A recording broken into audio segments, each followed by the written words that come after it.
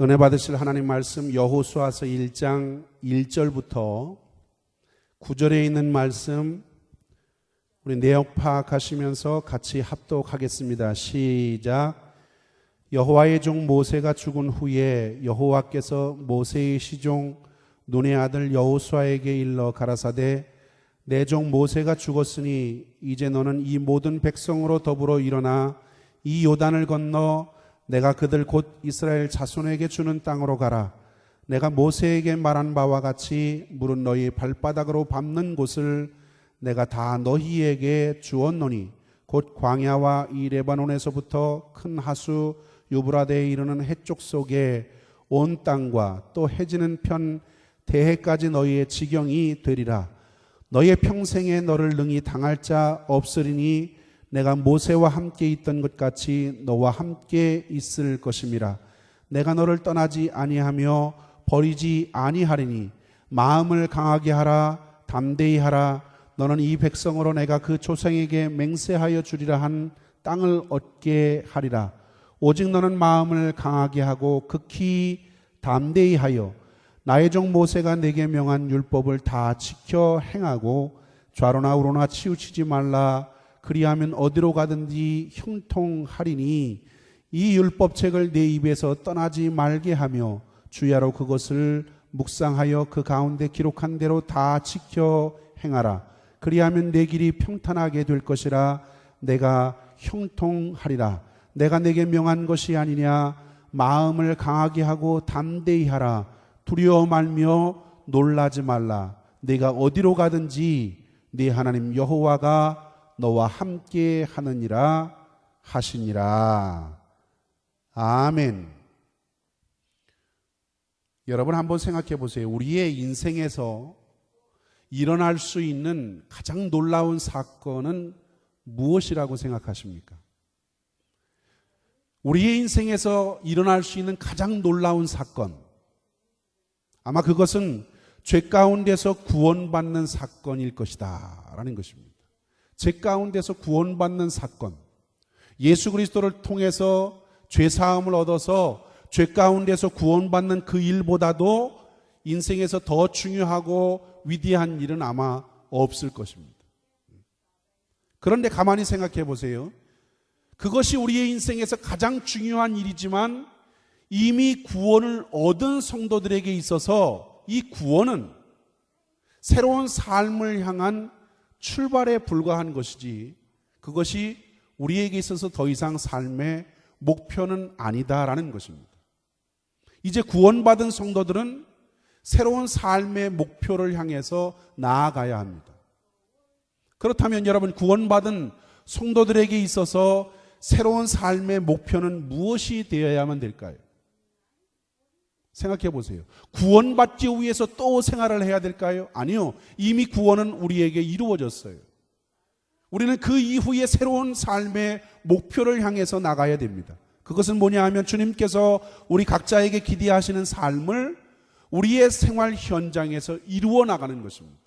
주님께서 우리에게 허락하신 구원, 주님께서 우리에게 허락해 주신 은혜, 축복, 그 모든 것을 더해서 그 하나님 앞에 영광 돌리는 삶, 이것이 우리의 새로운 목표가 되어야 된다는 사실입니다. 여러분, 애굽 땅에서 바로의 종살이를 하고 있었던 이스라엘 백성들에게 최대의 사건이 일어났지요. 그 최대의 사건이 무엇입니까? 그것은 그들이 기도하고 그렇게 종살이 속에서 해방을 놓고 기도했지요.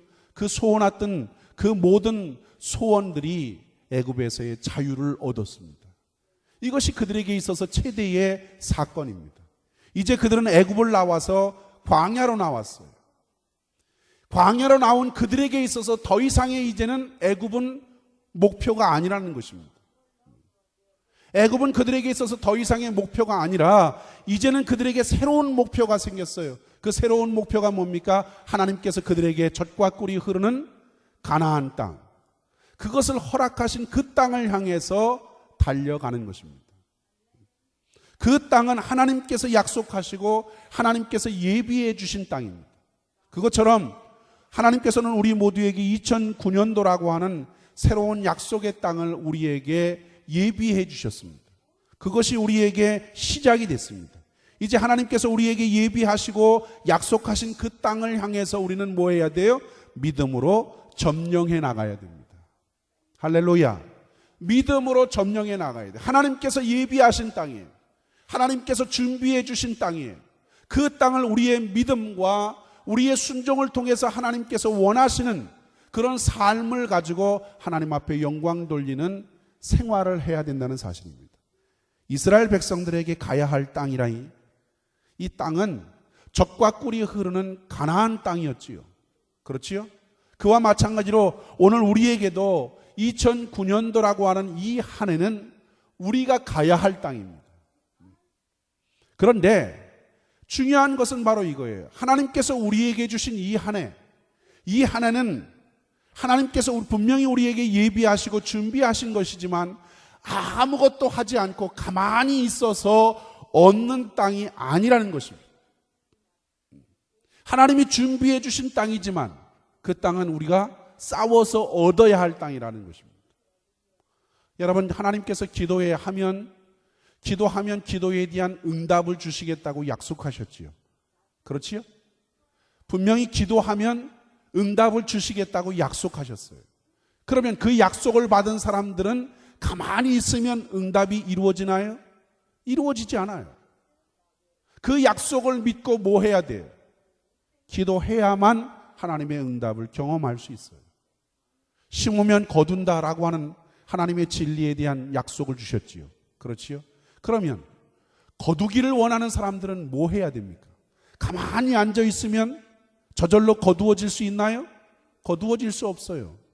하나님이 약속해 주신 것, 심으면 반드시 난다, 심으면 반드시 거둘 수 있다라는 것을, 그 약속을 믿고 심는 사람에게 뭐가요? 하나님의 약속은 실현될 수 있는 것과 마찬가지로 오늘 금년 한 해 동안 하나님께서 우리에게 예비해 주신 땅, 약속한 땅, 이 땅을 우리는 싸워서 얻어야만이 그 축복의 땅으로 우리의 삶을 만들 수가 있다는 사실입니다.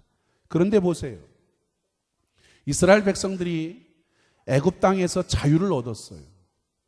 그래서 애굽에서 나왔습니다. 이제 그들에겐 새로운 목표가 생겼어요. 그런데 그들이 가야 할 새로운 목표가 가나안 땅 아닙니까? 하나님이 약속한 땅이에요. 젖과 꿀이 흐르는 가나안 땅을 약속했는데도 불구하고 그 땅을 향해서 가지 못하고 뭐해요? 여전히 광야 가운데서 머물러 있는 이스라엘 백성들의 안타까운 모습들을 봅니다. 광야에서 헤매고 있었어요. 광야에서 방황하고 있었던 이 모습이 어쩌면 이스라엘 민족사에 있어서 가장 비극적인 사건이라고 이야기할 수가 있습니다. 가장 비극적인 사건이죠. 그런데 우리가 성경을 통해서 이미 그들이 약속받은 가나안 땅을 가지 못하고 광야에서 헤매고 있었고 광야에서 방황하고 있다는 그것이 이스라엘 민족사에 있어서 가장 비극적인 사건이라는 것을 알고 있는 우리도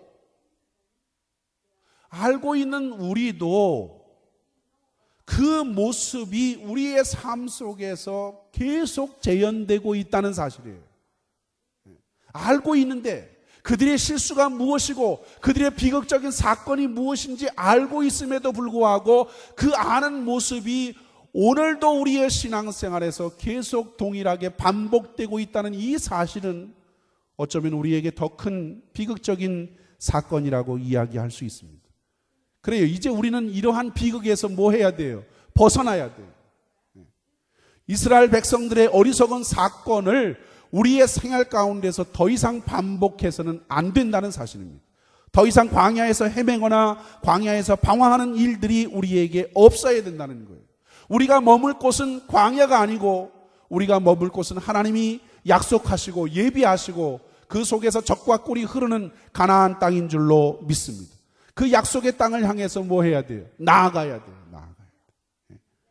광야에서 방황할 것이 아니고 광야에서 헤맬 것이 아니라